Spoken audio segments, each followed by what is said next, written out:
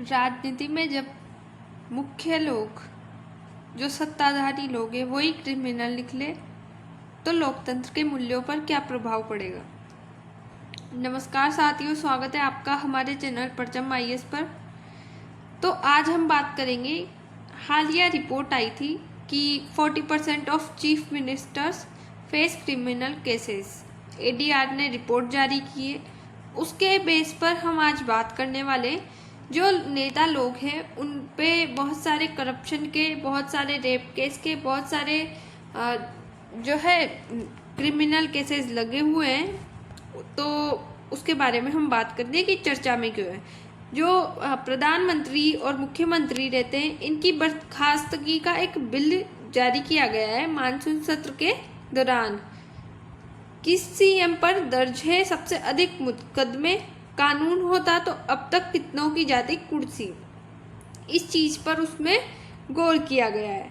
मुख्यमंत्री, मंत्री जैसे पदों पर रहते हुए लोग गिरफ्तार हुए और महीनों जेल में रहे, लेकिन उन्होंने अपने पद से इस्तीफा नहीं दिया। इस मसले पर संविधान भी खामोश है। तो कहीं ना कहीं जनता की और समाज की नैतिक मूल्यों पर बहुत सारी संभावनाएं हमें देखने को मिलती है कि उन पे प्रभाव पड़ने को जो है हम इसे देख सकते हैं, उनके ऊपर इस चीज का प्रभाव पड़ता है। अब भारतीय राजनीति की बात करें तो इसमें जो नेता है पुराने समय से, उनके इतिहास की बात करें तो जैसे कि आप जानते हैं कि लाल बहादुर शास्त्री भारत के दूसरे प्रधानमंत्री, जिन्होंने जय जवान जय किसान का नारा दिया था, वो कहते हैं कि सच्चा लोकतंत्र या स्वराज कभी भी असत्य और हिंसक साधनों से नहीं आ सकते। मतलब कहने का ये है, इन्हों के कार्यकाल में ये रेल मंत्री रहे थे लाल बहादुर शास्त्री। इन्होंने रेल दुर्घटना को जो है अपनी नैतिकता की जिम्मेदारी लेते हुए इस्तीफा दे दिया था अपने पद से। इन्होंने इस्तीफा देकर अपनी जो नैतिक मूल्य है उनको समावेशित करके बनाए रखा था। उसी के साथ लाल कृष्ण आडवाणी, इन्होंने जैन हवाला केस में नाम आने पर लोकसभा की सदस्यता से इस्तीफा ले लिया था और अदालत से क्लीन चिट मिलने के बाद ही दोबारा चुनाव लड़ा। मतलब कहने का मतलब ये है कि अभी वर्तमान में हमारे नेता लोग हैं, वो जेल में जाने के बाद भी वो अपने पद से इस्तीफा नहीं देते। जैसे कि आप जानते हैं केजरीवाल के केस में हमें ऐसा देखने को मिला था। तो इन सब चीज़ों को देखते हुए हमारी सरकार को लगा कि ये नियम लाना चाहिए, तो ये लाया गया है। उसी के साथ हम बात करेंगे कि कितने मुख्यमंत्रियों के खिलाफ गंभीर मामले लगे हुए हैं। तो देश के 30 मुख्यमंत्रियों में से 12 यानी कि 40% मुख्यमंत्रियों के खिलाफ आपराधिक मामले दर्ज हैं। इनमें से 10 यानी 33% पर हत्या की कोशिश, किडनैपिंग और रिश्वतखोरी जैसे गंभीर मामले हैं। बता दें कि तेलंगाना CM पर सर्वाधिक मामले दर्ज किए गए हैं। तेलंगाना के CM जो कि रेवंत रेड्डी है, इन पर सबसे ज़्यादा मामले यानी कि 89 मामले दर्ज है। यानी कि सबसे ज़्यादा हमें जो साउथ में ये चीज़ देखने को मिली है। चुनाव सुधार के लिए काम करने वाले गैर सरकारी संगठन जैसे कि एसोसिएशन फॉर डेमोक्रेटिक रिफॉर्म्स, जिसे ADR बोलते हैं, इसकी एक रिपोर्ट से ये जानकारी हमें मिलती है। उसी के साथ ये आंकड़ा विशेष रूप से चुनावी हलफनामे के आधार पर तैयार किया गया। रेवंत रेड्डी तेलंगाना से, ये कांग्रेस पार्टी से बिलोंग करते हैं, जिनके ऊपर 89 आपराधिक मुकदमे दर्ज किए गए। MK स्टालिन, ये तमिलनाडु जो भी DMK से हैं, 47 मामले इन पर है। चंद्रबाबू नायडू जो आंध्र प्रदेश TDP से बिलोंग करते हैं, 19 मामले इन पर है। सिद्धारमैया जो कर्नाटक के हैं, ये कांग्रेस के हैं और इन पर 13 मुकदमे दर्ज किए गए हैं। हेमंत सोरेन झारखंड झुमामुओ इनकी पार्टी है, इनके ऊपर 5 मुकदमे दर्ज है। देवेंद्र फडणवीस जो महाराष्ट्र के नेता है, ये भाजपा से बिलोंग करते हैं, इनके ऊपर 5 आपराधिक मामले दर्ज है। सुखविंदर सिंह जो हिमाचल प्रदेश से बिलोंग करते हैं, ये कांग्रेस के हैं, इनके ऊपर 5 मामले दर्ज है। पिनराई विजयन केरल CMIM, इन पर इस पार्टी से ये बिलोंग करते हैं, तो इनके ऊपर 2 मामले दर्ज है। और भगवंत मान जो पंजाब के हैं, आप पार्टी से बिलोंग करते हैं, इनके ऊपर 1 मुकदमा दर्ज है। अब हम अगर पार्टी के हिसाब से बात करें तो टीएमसी जिस पर 5% जो है मुकदमे दर्ज है, आपकी बात करें तो इसमें 4 है, और डीएमके पे 1, और एआईडीएमके जो कि डीएमके में से ही निकली है, इस पर 1, और एनसीपी पे भी 1 मामला दर्ज है। बता दें कि मुख्यमंत्रियों के खिलाफ दर्ज आपराधिक मामले 40% है, जिसमें से 33% समथिंग जो है भ्रष्टाचार के ऊपर आरोप में लगे हुए हैं। अब भाजपा के कितने मंत्री हुए गिरफ्तार वर्तमान तक? तो सितंबर 2014 में अन्ना द्रुमुक की नेता मुख्यमंत्री जयललिता को लगभग 2 दशक पहले दर्ज किए गए भ्रष्टाचार के एक मामले में एक विशेष अदालत द्वारा दोषी ठहराए जाने के बाद 21 दिन जेल में बिताने पड़े। बाद में सर्वोच्च न्यायालय ने उनकी दोष सिद्धि को खारिज कर दिया। मतलब जब से हमें भाजपा की सरकार देखने को मिली है, उसके बाद से अब तक उसके सहयोगी दलों के किसी भी मंत्री को किसी भी गंभीर अपराध के लिए गिरफ्तार नहीं किया गया है। ये कहीं ना कहीं बहुत गंभीर मामला हो जाता है समाज के नैतिक मूल्यों के आधार पर। साल 2014 के बाद जेल गए मंत्री, जिनमें जयललिता जो कि एआईडीएमके की मुखिया जयललिता भ्रष्टाचार के मामले में 21 दिन जेल में रही। सुब्रतो मुखर्जी टीएमसी पार्टी के नेता जो रिश्वत लेने के मामले में 11 दिन तक जेल में बंद रहे। फिरहाद हाकिम की बात करें तो ये टीएमसी पार्टी के नेता है जिन्हें भ्रष्टाचार के मामले में 11 दिन सलाखों के पीछे रहना पड़ा। मनीष सिसोदिया आम आदमी पार्टी के नेता और डिप्टी सीएम रहते हुए भ्रष्टाचार के मामले में 1 साल 5 महीने जेल में रहे। टीएमसी नेता पार्थ चटर्जी भ्रष्टाचार के मामले में 3 साल 27 दिन जेल में बंद रहे। आम आदमी पार्टी के नेता सत्येंद्र जैन मनी लॉन्ड्रिंग के मामले में 2 साल 4 महीने कैद में रहे। डीएमके नेता की बात करें वी सितिल जो कि भ्रष्टाचार के मामले में 1 साल 3 महीने जेल में रहे। आम आदमी पार्टी के नेता जितेंद्र एस तोमर धोखाधड़ी के मामले में 45 दिन जेल में रहे। आप नेता केजरीवाल सीएम पद पर रहते हुए भ्रष्टाचार के मामले में 6 महीने जेल में बंद रहे। उसके दौरान इन्होंने अपने कार्यकाल से इस्तीफा नहीं दिया। इसको भी मद्देनजर में रखते हुए ये बिल लाया गया है। टीएमसी नेता ज्योति प्रिय मलिक भ्रष्टाचार के मामले में 80 दिन जेल में रहे। बता दें कि टीएमसी नेता मदन मित्रा धोखाधड़ी के मामले में 1 साल 9 महीने जेल में बंद रहे। एनसीपी नेता नवाब मलिक मनी लॉन्ड्रिंग के मामले में 1 साल 5 महीने कैद में रहे। अब पता है होता क्या है कि अब कोई जब हमारे केजरीवाल की बात करें जो कि दिल्ली के सीएम थे, तो वहाँ पे उस जगह को हम राजधानी मानते हैं, तो उस जगह पे नेता भ्रष्ट होने पर उस क्षेत्र में जो है शासन चलना अनिवार्य रूप से जरूरी होता है। तो इन सबको मद्देनजर में रखते हुए ये एक्ट लाने की जो है घोषणा की गई है। क्या है सरकार के नए विधेयक? तो सरकार ने हाल ही में मानसून सत्र में 3 विधेयक पेश किए, जिनमें यह प्रावधान है कि गंभीर आपराधिक अपराधों में 30 दिन तक हिरासत में लिए जाने पर प्रधानमंत्री, मुख्यमंत्री और मंत्रियों को पद के लिए अयोग्य माना जाएगा। चुनाव सुधार की दिशा में ये एक महत्वपूर्ण कदम हमें दर्शाया गया है। राजनीतिक दलों की आय में 223% बढ़ोतरी, अर्थात एडीआर की रिपोर्ट में रजिस्टर्ड गैर मान्यता प्राप्त राजनीतिक दल आरयूपीपी की आय 2022-23 में 223% मतलब बढ़ गई है। और बता दें कि गैर मान्यता प्राप्त राजनीतिक दल देश में कुल 2764 पार्टियां जो है हमें यहाँ देखने को मिली गई है। ये एडीआर की रिपोर्ट के अकॉर्डिंग बताया जा रहा है। 73% से ज़्यादा पार्टियों ने 2025 पार्टियां इसमें जो है इंक्लूड है, कोई रिकॉर्ड साझा ही नहीं किया। और जो 739 पार्टियां हैं इन्होंने रिकॉर्ड साझा किया है, जिसका जो है यहाँ पर 223% बढ़ोतरी बताई गई है।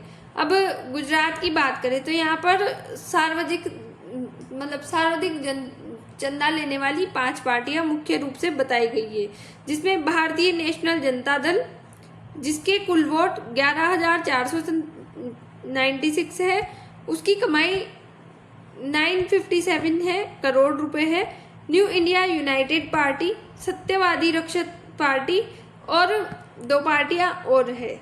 गुजरात की चंदा पार्टियां, कुल आय इनकी 2,316 करोड़ रुपए है। एक वर्ष की आमदनी इनकी कुल 1,158 करोड़ रुपए है। 5 पार्टियों ने 5 साल में 22,000 वोट प्राप्त किए। मतलब इनों के वोट बैंक है, जो वोट प्राप्त करने की संख्या है वो बहुत कम है। फिर इतना फंड इनके पास कहाँ से आया? तो ये कहीं ना कहीं करप्ट है। 2019 और 2024 इस बीच दोनों जो ये पार्टियां हैं, 2 लोकसभा और 1 विधानसभा चुनाव के कुल 17 उम्मीदवार इसमें खड़े हुए, पर इनको जो है पूर्णतः हमें आंकड़ों से पता चलता है कि जीत नहीं मिली। उसी के साथ 4 दल 2018 के बाद इसमें रजिस्टर किए गए। बॉन्ड योजना क्या है? तो इलेक्ट्रल बॉन्ड योजना, चुनावी या इलेक्ट्रल बॉन्ड स्कीम 2017 को उस वक्त के वित्त मंत्री अरुण जेटली ने पेश किया था। ये एक तरह का प्रोमिसरी नोट होता है, इसे बैंक नोट भी कहते हैं। इसे कोई भी भारतीय नागरिक या कंपनी खरीद सकती है और राजनीतिक पार्टियों को फंड दे सकती है। इससे हम राजनीति में कई बार सुनते हैं कि इन भाजपा, कांग्रेस, इन सब पार्टियों को चंदा मिला, तो ये यहाँ से फंड इनको प्राप्त होता है। राजनीतिक फंडिंग को भ्रष्टाचार मुक्त बनाने के लिए साल 2018 में चुनावी बॉन्ड योजना शुरू की गई थी। सरकार ने इस योजना को कैशलेस डिजिटल अर्थव्यवस्था की ओर आगे बढ़ाने में एक अहम चुनावी सुधार बताया था। भारत में चुनाव सुधार की बहुत आवश्यकता हमें देखने को मिलती है। जैसा कि हम जानते हैं कि हालांकि प्रावधान किए गए हैं कि कोई गंभीर अपराधी ना हो, एज लिमिट बताई गई है, जो भी टाइमलाइन होती है, ये सब चीज़ें जो है संविधान में बताई गई है, पर इनकी पूरी क्लैरिटी नहीं है, क्योंकि जेल में रहते हुए भी नेता अपने पद से इस्तीफा नहीं देते। पुराने लोग हैं, इतिहास में हम देखते हैं कि लाल कृष्ण आडवाणी, लाल बहादुर शास्त्री जैसे लोग इस्तीफा देते हैं, तो वो अपने नैतिक मूल्यों को मद्देनजर में रखते हुए ऐसा करते हैं, जबकि वर्तमान में इसकी विपरीत स्थितियां हमें देखने को मिलती है। अब हम जानते हैं कि एडीआर है क्या। हम बार बार एडीआर की रिपोर्ट की बात करते हैं, तो एडीआर वास्तव में है क्या? तो association for democratic reforms, ADR एक भारतीय गैर लाभकारी संगठन है जो 1999 में स्थापित हुआ। इसका मुख्य उद्देश्य भारत में लोकतांत्रिक प्रक्रिया को मजबूत करना, पारदर्शिता बढ़ाना और राजनीतिक सुधारों को बढ़ावा देना है। एडीआर मुख्य रूप से चुनावी सुधारों पर काम करता है, जैसे कि उम्मीदवारों की आपराधिक, वित्तीय और शैक्षणिक पृष्ठभूमि की जानकारी जनता तक पहुंचाना, ताकि मतदाता सूची निर्णय ले सके। ये संगठन स्वतंत्र और गैर पक्षपातपूर्ण तरीके से कार्य करता है। इसमें ये आरटीआई वगैरह इनकी जो है मतलब इनकी ज़रूरतों को के अनुसार काम करता है, इनसे जो है इंफॉर्मेशन कलेक्ट करता है और जब तक हो सके, जब तक एक निष्पक्ष रूप से ये कार्य करने की कोशिश करता है। ये चुनाव सुधार की एक महत्वपूर्ण पहल है। अब नया नियम क्या है? तो प्रधानमंत्री, मुख्यमंत्री या मंत्री को 30 दिन से अधिक जेल में रहने पर अब आने वाले टाइम में जो है अब अपनी जो भी कार्यभार संभाल रहा है उस पद से इस्तीफा देना पड़ेगा, उसे छोड़ना पड़ेगा।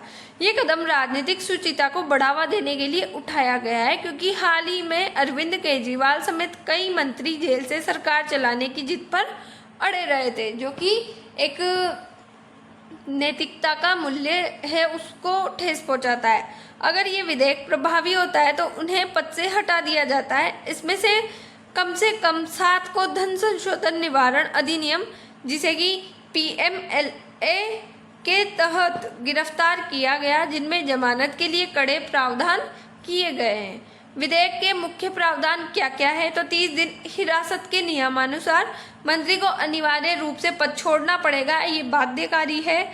राष्ट्रपति, राज्यपाल द्वारा हिरासत से बाहर आने पर भी कोई अगर जैसे कि राष्ट्रपति, जैसे कि मुख्यमंत्री है, मुख्यमंत्री अगर आरोपों में जो जाता है जेल में, तो वो अगर उसकी जो हिरासत से बाहर आ गया, कस्टडी हो जाती है, तो राज्यपाल फिर से मुख्यमंत्री को नियुक्त कर सकता है। उसी तरह राष्ट्रपति पे ये लागू होता है कि प्रधानमंत्री किसी कारणवश 30 दिनों तक जेल में जो है कैदी बन के रहा, फिर उसकी हिरासत जब कस्टडी होती है उसके बाद वो बाहर आने के बाद जो राष्ट्रपति है उसको नॉमिनेट कर सकता है। इस पर कोई प्रतिबंध नहीं है, मतलब इस पे पूरा स्थायी प्रतिबंध नहीं लगाया गया है। अब ये जो मतलब विधेयक रहेगा ये केंद्र और राज्य दोनों सरकारों में लागू रहेगा। और इसमें ऐसा है कि दोष सिद्धि, अगर कोई पर्टिकुलर मंत्री है उसकी दोष सिद्धि हो जाएगी तो उसके प्रति वो जवाबदेह रहेगा और उसे पुनर्नियुक्त किया जा सकता है, जो कि राष्ट्रपति उपराष्ट्रपति के द्वारा इसको नियुक्त किया जाएगा। उसी के साथ इस पे वर्तमान कानून की बात करें तो प्रतिनिधि अधिनियम 1951 इसके अकॉर्डिंग किसी भी प्रतिनिधि को 2 साल या उससे अधिक सजा मिलने पर उसे जो है अपने पद ग्रहण करने पर अयोग्य ठहराया जाएगा। अब 2 साल या उससे अधिक सजा मिलने, अगर उस पर गंभीर आरोप लगे जैसे कि करप्शन, टेररिज्म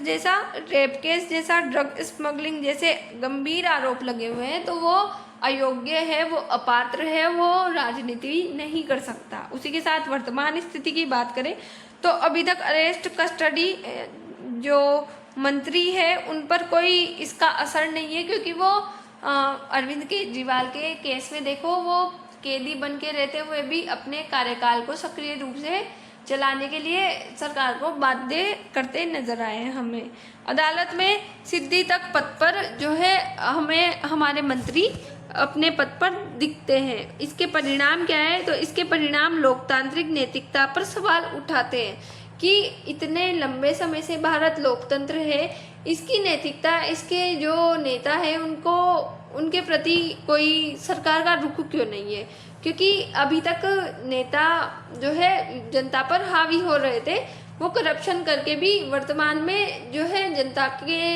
ऊपर शासन करने के लिए सरकार में भी बाध्य जो है कर रहे थे, बाधा उत्पन्न कर रहे थे। भविष्य की नैतिकता न होकर अनिवार्य होगा कि ये कानून जो है मतलब भविष्य की राह की बात करें तो ये कानून नैतिक मूल्य पे ना होकर अनिवार्य रूप से सभी पर लागू होगा। अब इसका राजनीतिक महत्व क्या है, तो पारदर्शिता और जवाबदेही इस पर बढ़ती है, ट्रांसपेरेंसी और एक्यूरेसी से हम देखने को मिलती है। पॉलिटिकल स्ट्रेटेजी एंड टाइमिंग इसमें जो है हमें देखने को मिलती है कि एक ऐसा समय आया था जिस टाइम जो केजरीवाल जैसे लोग जेल में जाने के बाद भी सत्ता में बने रहने की कोशिश करते हैं, और इस पे जो है एक राजनीतिक रणनीति हमें देखने को मिलती है। विपक्ष की इस पे प्रतिक्रिया है कि इससे जो है दुरुपयोग होने की संभावना है कि किसी भी नेता पर झूठे आरोप लगा दिए जाए और उसको वो फेस नहीं कर पाए, तो इससे जो है दुरुपयोग होने की संभावनाएं बढ़ती है। तो उम्मीद है आपको आज की वार्ता पसंद आई होगी।